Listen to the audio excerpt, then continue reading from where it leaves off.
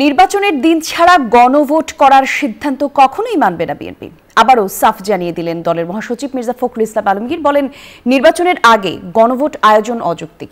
অভিযোগ করেন, ঐক্যমত্য কমিশন তাদের সুপারিশ জাতির ঘাড়ে জোর করে চাপিয়ে দেওয়ার চেষ্টা করছে। জুলাই সনদ বাস্তবায়নের আদেশ জারি করার ক্ষমতা অন্তর্বর্তী সরকারের নেই বলেও জানান বিএনপি মহাসচিব। জুলাই সনদ ঘিরে বিতর্ক যেন পিছু ছাড়ছে না।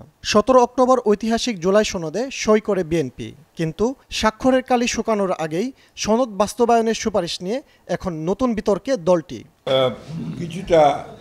কমিশনের দেয়া সুপারিশ মালায় নোট অব ডিসেন্ট সহ বেশ কিছু বিষয় না থাকায় ক্ষোভ জানিয়েছে বিএনপি। এ নিয়ে নীতি নির্ধারণী ফোরামের মতামত তুলে ধরতে বৃহস্পতিবার দুপুরে গুলশানে সংবাদ সম্মেলন করে দলটি। সেখানে গণভোট নিয়ে নিজেদের দলীয় অবস্থান স্পষ্ট করে তুলে ধরেন বিএনপি মহাসচিব। আমরা বলেছি যে আমরা নির্বাচনের দিন গণভোটটা আমরা একমত হয়েছি, জাতির স্বার্থে, ঐক্যের স্বার্থে। এর বাইরে আমরা কোনোদিনই একমত হব না। আমরা আমাদের মতামত জাতির সামনে তুলে ধরলাম। প্রয়োজনে আমরা এটা প্রধান উপদেষ্টার কাছে আমরা আবার যাব।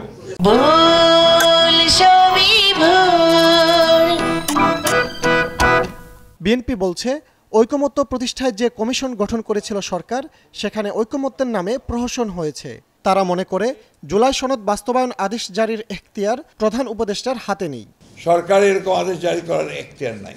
সংবিধানের 152 নম্বর অনুচ্ছেদের সংজ্ঞা অনুসারে আদেশ আইনের মর্যাদা প্রাপ্ত, অতএব সেটি জারি করার এখতিয়ার রাষ্ট্রপতি। ঐকমত্য কমিশনের প্রস্তাব এবং সুপারিশ একপেশে ও জবরদস্তিমূলক জাতির উপর চাপিয়ে দেওয়ার চেষ্টা করা হয়েছে।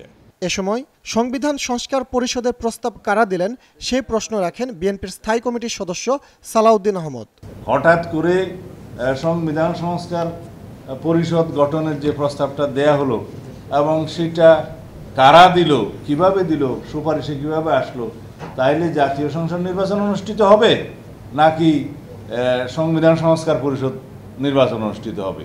এদিকে বিএনপির সিনিয়র যুগ্ম মহাসচিব রুহুল কবির রিজভী অভিযোগ করেছেন, জুলাই সনদে বিএনপির স্বাক্ষরিত পৃষ্ঠা বদলে অন্য পৃষ্ঠা ঢুকানো হয়েছে, যা দুঃখজনক। যখন স্বাক্ষর করেছেন সব রাজনৈতিক দল, সেই স্বাক্ষরের যে কাগজটি যেটি চূড়ান্তভাবে জমা দিলেন ঐক্যমত্য কমিশনের যারা দায়িত্বে আছে, দেখা গেল যে বিএনপি যেটা স্বাক্ষর করেছে ওই পাতা নেই। বৃহস্পতিবার দুপুরে রাজবাড়ী সদর উপজেলায় আর্থিক সহায়তা দেওয়ার সময় তিনি এ অভিযোগ করেন।